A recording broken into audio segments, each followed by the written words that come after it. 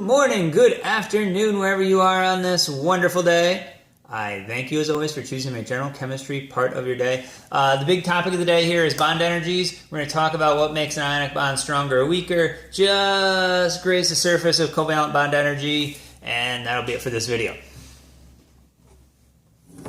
Okay, so if we're talking about ionic bond energy, it's a cumulative process. Remember, it's an empirical formula, and the positives stick around the negative, and we get multiple interactions for every single ion.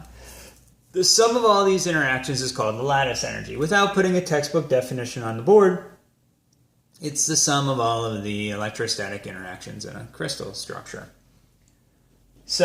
But what it really is how would you destroy every interaction? Well, you'd have to take something that's already interacted, or solid, and blow it up so that none of them are interacting, which means gas phase, and not change the nature of the ion. So you'd still have the cation and the anion. So this is called the lattice energy. We're just breaking the lattice. We're pulling the ions apart from the solid phase to the gas phase. It's a lot like what we did with going with AQ and breaking apart where everything was AQ, except now we're going solid to gas instead of aqueous to aqueous. But otherwise, it's the same representation. This, as you might imagine, takes a lot of energy to break all of those bonds and to atomize, ionize, put them in the gas phase. And so the lattice energy, or the enthalpy change associated with the lattice, is going to be a very large number, typically thousands of kilojoules. You can do this for a more complicated thing, like aluminum oxide. You'd blow apart remember, we still have to balance, so 2 aluminum, 3 oxygen, the charges matter as well, and these would be gas phase. So this would be another example of lattice energy. I do expect you to be able to either write a lattice energy or which of the following is a lattice energy, recognize that type of thing on a test. Going into Coulombic forces of attraction without doing any math, just talking about it conceptually, it's going to be proportional with a bunch of constants in there that I've lopped out to the charge on particle 1 times the charge on particle 2 over the sum of the radius of the cation and the anion. So what does this mean? Well, since in chemistry we talk about differences of charge of 1, 2, 3, the difference between 2 and 1 is 200, or it's 100% increase, it's 200% of the value of the other. These are huge differences in charge. Where when we talk about the radius change, it might be from 180 picometers to 150 picometers. Significant, but not the same order of magnitude, not the same amount. So what this boils down to for chemistry is the charge is most important, so we're going to rank these things by charge, and then if the charges are the same, then we're going to look at the size. And I'm going to always take the point of view of large. We want to maximize the lattice energy, and if that's the case where we're trying to maximize the lattice energy, we want the number on top to be big. So we want large charge, and we want the number on the bottom of the fraction to be small, so we want small size. So what are we talking about? Large charges are on the interior of the periodic table, and small is towards the top, so we want in and then up. That's really what we're looking for on this thing. So if we're summarizing, we want in and up is what we're looking for there. Okay, so might as well practice. Let's take some real ionic compounds, rank the following from smallest to largest of lattice energy. And again, I know it was 5 seconds ago, but what do we want to look at first? We want to look at the charge. And again, remember on the periodic table, family 1, 2, the transition metals, +3, +4, -3, -2, -1, 0. Don't forget what we learned early in the semester, it still matters. So I'm going to do this quickly. You should pause it and try to write the charge down for everything on the board. Then unpause it and catch back up to me.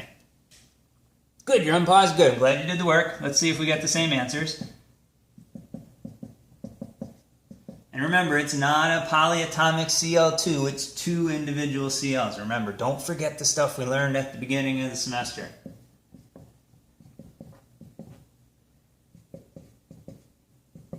And if it's a transition metal, we got to get it from the ion. Again, don't forget what we learned in chapter 3. Do recognize this is a polyatomic ion, and we get our charges. So this is the first thing we're going to do. So we can sort this way. We know that these 2 are going to be smaller than these 2. And again, it's really the product of those. So we're talking about a factor of 1, 1, 2, 3, 4, 4, 1, and 1. If we were to multiply those through. So you would expect this to be roughly 4 times larger than that. And that's true. So you get big differences here. Okay, but what do we do when you have the same number? Now we have to go to the periodic table. Chlorine and chlorine are the same size, so this is relatively simple. We just have to find lithium and sodium, which I've done right here. you can see lithium sits right on top of sodium, so lithium is going to be a smaller ion, allowing it to get closer and have more forces of attraction. So it's going to run sodium chloride, lithium chloride, magnesium chloride, aluminum chloride. This is the smaller ion, so the larger lattice energy. If we do the same thing on the bottom, we can quickly sort this left side and the right side, but what do we do with the two ones? I don't know where nitrate is on the periodic table. It's okay, because there's 4 atoms there. They got a negative charge. It's going to be big. I don't know what it is, but it's big. It's going to be bigger than fluorine by itself. If for no other reason than oxygen by itself is bigger than fluorine. We got 3 of those stuck on there. So just realize a polyatomic ion is big, right? It's made of multiple things, so that's got to be big. Big and bulky, can't get very close, can't have a strong interaction, so that's going to be much weaker. Thought this was a nice place to talk about something else as well. Vanadium and copper. And I did this very quickly on the video when we talked about periodic trends. But the neat thing, or the interesting thing about the transition metals is, in a lot of ways, their properties are very similar, except for density, because their mass is changing. Because their size is relatively constant. Their ability to hold on to electrons is relatively constant. So if we look at vanadium being right here, and copper being right here, size-wise, they're going to be almost identical. So we want to look at the sulfur and the oxygen piece. Again, much like before, if I take the sulfur and the oxygen piece, you can see oxygen sits on top of sulfur. Oxygen is going to be smaller, gets closer, more interaction, so that's going to be a larger lattice energy. So very uncreatively, I actually wrote this in order. But that's okay. And that's how it goes. And on your test, I try to alphabetize the answers. So sometimes it does go in order, sometimes it doesn't. And that is how you'd rank lattice energy. Let me just touch on one concept from covalent bonding and covalent bond energy, as we're doing kind of qualitative bond energy talks. We'll group these two together and talk about a concept called bond order. Very simple idea. If you have one pair of electrons or one bond between the nuclei, we call that a single bond. If we have 2 pairs of electrons between the nuclei, we call that a double bond. If we have 3 pairs of electrons between the nuclei, we have a triple bond. And, very creatively, bond order is a numerical representation of the number of bonds. So a single bond has a bond order of 1. A double bond has a bond order of 2. A triple bond has a bond order of 3. You might think this is kind of silly, but we're actually going to get where we have fractions once we get into resonance in about a week. So just to warn you on that, it's not quite this simple, but it really is.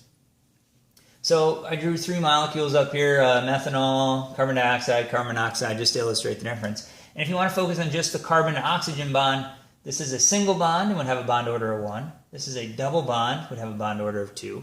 This is a triple bond, would have a bond order of 3. So again, I hope you thought that was a pretty easy minute of chemistry. They're not always easy, as you know, so enjoy it while you can. Okay. This is also hopefully an easy idea. What do you think's stronger, a single bond or a double bond? Again, 4 negatives pulling together the positives or 2 negatives pulling together the positive. We just talked about Coulombic forces of attraction. The bigger the charge, the bigger the effect. So I hope right now you're sitting here like, come on, Dr. Wergo, double bond stronger than a single bond. Move it along. Good. It's not double, though. It's less than double. It's not a cumulative effect. You lose a little bit each time. But a double bond is significantly stronger than a single bond. And likewise, for the same rationale, a triple bond is significantly larger than a double bond, or stronger than a double bond. Now, if I reach with one arm, I can reach... I don't know, you probably can't see this. All right. If I reach with one arm and I don't move, I can reach to the very end of the board, see? If I reach with 2 arms without moving my torso, I cannot reach as far. This is really exactly like what happens with the molecule. We put more electrons in, more energy, pulls those nuclei closer together, and it really is. It contracts about that much. That's about right for what's happening with the atom. We lose that little bit. Now, I'm not going to put a leg up here and try to do a triple bond. I don't even know what would that look like. 1, 2, 3, I don't know. Something like that, maybe. Doesn't really work, I know. And so what's that mean? That means as bond order goes up, they get closer together. So order goes up, strength goes up, length goes down. That's the take-home message. And we're going to come back to this at the end of the chapter. But you can look up the average energy of any of these bonds. You could look up a carbon-oxygen single bond energy, a double bond energy, a triple bond energy. There's a table in the book. This will always be provided. You do not need to memorize it, find it, etc. I will give you a table if you need it of bond energies. And just note that those energies are absolute values. because the energy is just a number. But remember, when it's formed, it's exothermic. It really should all be listed as negatives, but we list them all as positives as the absolute value of the energy. And that is it. Hope you enjoyed this. Continue to be fantabulous, and see you in class.